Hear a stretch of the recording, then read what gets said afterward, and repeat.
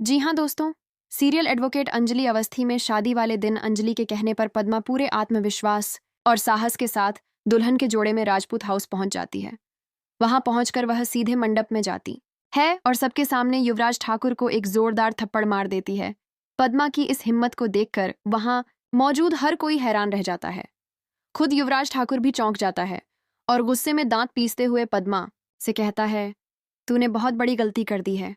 पिछली बार भी तेरा क्या हाल किया था भूल गई क्या? इस बार तो मैं तुझे छोड़ेगा नहीं।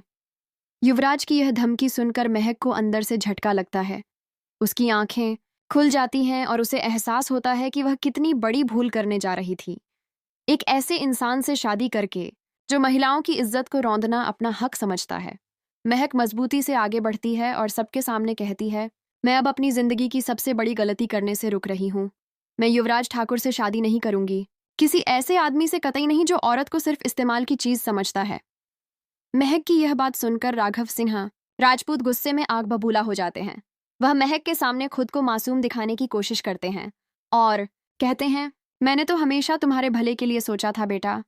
लेकिन अब महक सब समझ चुकी है। वह जानती है कि उसके पिता केवल अपनी सत्ता, नाम और सामाजिक प्रतिष्ठा की लड़ाई लड़ रहे थे, न कि अपनी बेटी की खुशियों के लिए।